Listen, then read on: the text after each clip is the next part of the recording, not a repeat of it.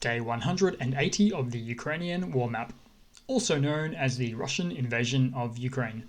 Chelsea here, and today is just another quick update as I take a bit of a simplified and down-to-earth approach to the happenings on the ground in Ukraine. Now, as always, I like to start off with some of the Russian military personnel losses. So we'll have this one loaded up here, and lost personnel currently sitting on 45,400. Now again, take it with a grain of salt. These are not exact figures, but we do have to work with something. But in particular, where it gets certainly a bit more precise is some of the military hardware losses on the Russian side. So you've got an additional 6 armored combat vehicles, which is nice to see, and an additional a whopping 7 Russian tank losses as well. So that's always huge. Handful of artillery and even 1 Russian chopper. So we'll move across to the map, and as we sometimes seem to do, we'll start on the outside of the Ukrainian borders to Russia, where this has already been fairly well reported, but a car bomb explosion in Moscow killed the daughter of Putin's supposed war architect. His name is Alexander Dugin, and this happened in the Moscow region there. It is much believed that the bomb was designed for Alexander Dugin instead of his daughter, even though she was a Russian politician who was an ultra-Russian nationalist and a supporter of the war in Ukraine. However, most importantly regarding this news topic is that Ukraine has come out in response to this, stating the following: that Ukraine had nothing to do with the murder of the daughter of Alexander Dugin, ideologist and of Russia's war. We are not a criminal state, unlike Russia. So basically, we have the political apparatus in Ukraine certainly saying they had nothing to do with it. Ukraine is certainly not afraid of taking out infrastructure, supply lines, and ammunition depots outside of Ukraine territory within Russia. But certainly it's not like their style to actually go for politicians in another country, unlike it certainly is for Russia.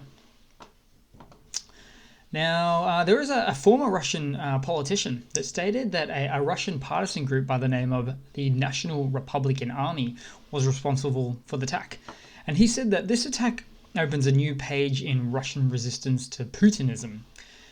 And ultimately, to get rid of a dictator or autocracy like that of Russia, change has to come from the general populace from within the country to have any sort of long-term sustainable change and peace.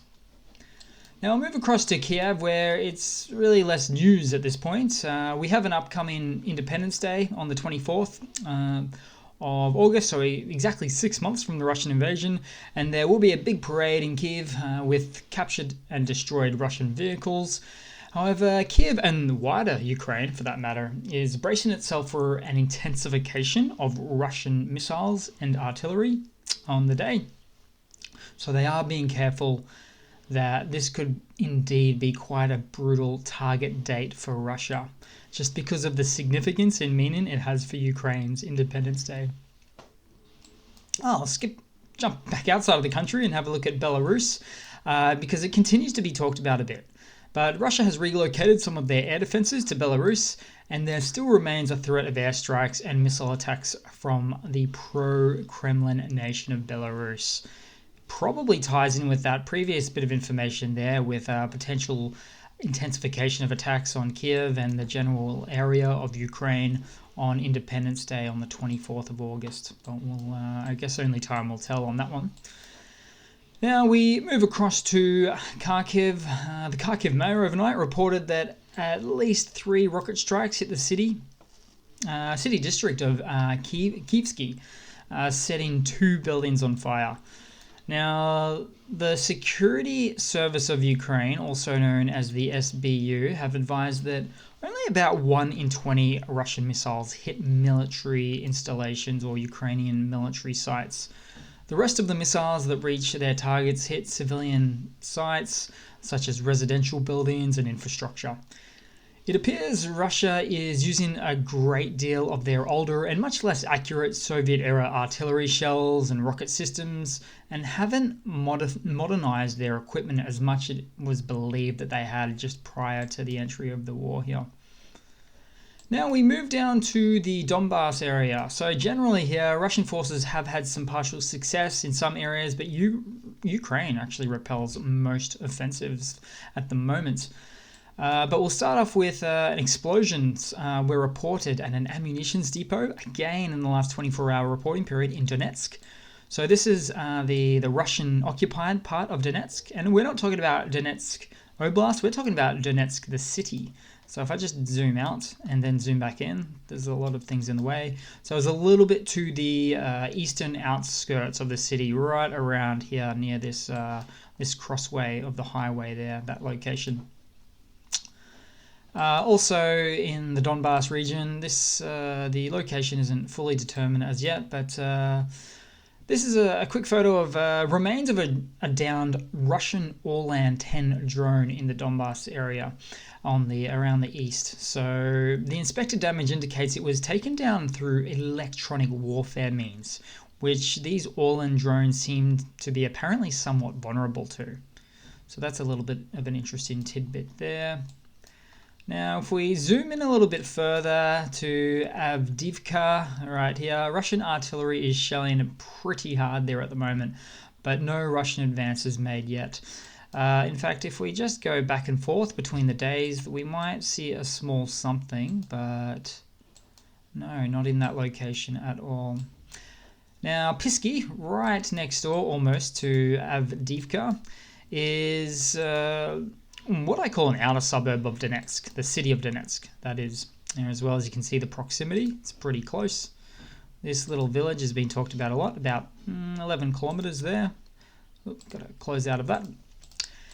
And lost it there.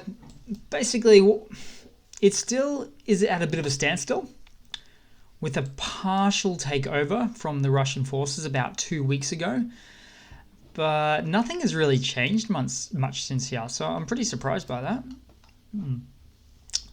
And moving on, just I guess on the topic of the Donbass. So Russia is finding it difficult to motivate and add auxiliary forces to its regular troops in the Donbass region. This is from the latest MOD British intelligence update. A reason that Russia is having this issue is that it has consistently classified its war with Ukraine as a special military operation, as we all know, which subsequently limits the state's powers of legal coercion. So this is an example of what happens when a country or dictator gets trapped in its own weird logic. Putin made it illegal to call the Ukraine invasion a war. You can't call it a war in Russia. You can actually go to jail for calling it a war there. Which also means Putin can't fully mobilize all of these troop resources like he could in the event of declaring it a war. So he's kind of trapped by his own logic and domestic rules of engagement thus far. Kind of like being in his own sort of a catch-22 that he created for himself. Perhaps he'll look for ways to change this, but it has been a whole bunch of months, really up to 6 months now, and he hasn't been able to do so thus far. We'll move across to the Nikopol region. Sadly enough, it's getting no reprieve from heavy shelling, not just in Nikopol, but the surrounding areas as well. That shelling is coming from Anahoda, which is of course the Zaporizhia nuclear power plant there. In fact, the Russian forces occupying the nuclear power plant are shelling from behind it. So they're using it as cover in a bit of a dick move. Again, to be honest, I keep calling it that, but that's what it is. Russian forces shelled a cemetery in Marnets, just above the river there on the other side of where the nuclear power plant is. Now, it's been also shelling civilian areas in the Nikopol region there too, but just really strange when they get non-military sites or installations that they reach with their shelling. We'll move across to Odessa. a bit of an interesting one here, I think. And excuse my inability to talk today. So in Odessa, 5 Russian caliber cruise missiles have been fired from the Black Sea at Odessa city there, or in the region. 2 were shot down by Ukrainian air defenses, and 3 hit agricultural areas. In this attack, Russia said it destroyed an ammunition depot containing HIMARS missiles, while Ukraine said it was actually just a hit of a granary, which is like a storehouse for threshed grain that's sort of completed.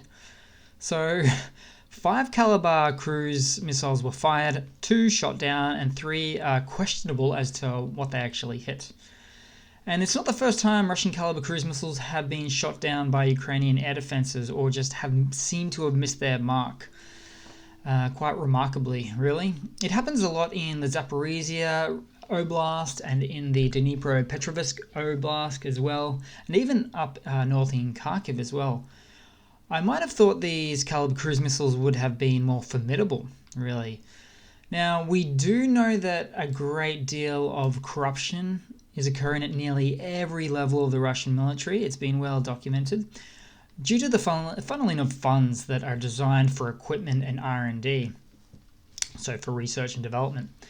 But based on all the caliber missiles and their outcomes that I'm hearing of, I do wonder if during this R&D or research and development process that money was funneled out of these Russian military or missile programs, essentially causing these missiles in particular to essentially be not as effective or as precise as they are on paper, or at least on Russian paper where they say they're pretty good. Okay, moving across down to the last part of the map today, where Ukraine continues its offensive at military installations in the Russian-occupied peninsula of Crimea, right there.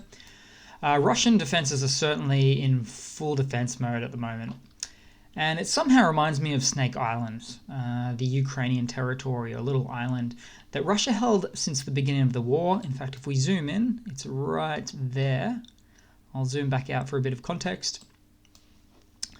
And Russia was using it offensively until recently, then defensively. Then it lost it altogether around the end of June. I think it was the 30th of June there. The Russians that remained on the island had to flee.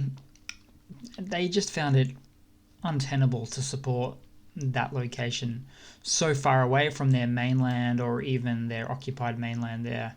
And truly, all in all, it is a pretty easy target from Odessa, which is its administrative region. So surely they couldn't have held it for too much longer anyway.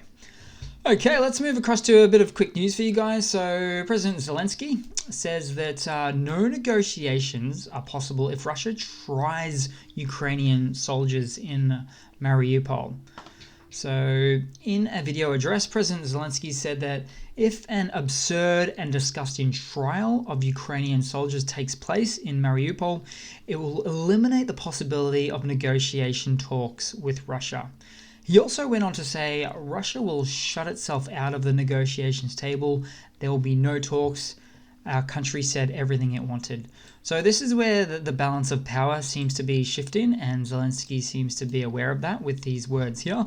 So we have the Ukrainian side with its increased militarization from NATO, with all of the hardware it's receiving, 4th generation war equipment, where they fight a 3rd generation plus Russian sort of Soviet era equipment style on the other side there. So less and less, it does appear that less and less Zelensky won't be looking to negotiate too much. But we'll see, things can change. Now, in more news, Russia partially closes its skies over 3 regions near Ukraine. Russian command has closed the skies in certain regions to the north, including the Russian city or region area of Belgorod, right up there. Ukraine has recently taken out ammo depots, supply lines, comms towers, you name it. They seem to have taken it out in that sort of northern area in Russian territory, not Russian control, but actual Russian Federation territory, forcing Russians to tighten up their control of their skies. Now, round off this video with a little bit of a funny. I tend to like this one. So you'll see here, welcome to Ukraine. So to give you context, Ukrainian partisans appear to have hacked into the road sign or road signage system for the Crimean bridge on the side connecting Russia with the Russian-occupied Ukrainian peninsula. So Russians driving into Crimea from Russia.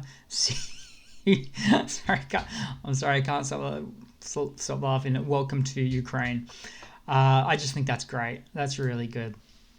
I saw videos a whole bunch of months ago of, I guess you could say, Ukrainian partisans, so not necessarily directly connected to the state, have this sort of a hacking outfit underground in fortified basements of sorts, doing DDoS attacks, doing all sorts of things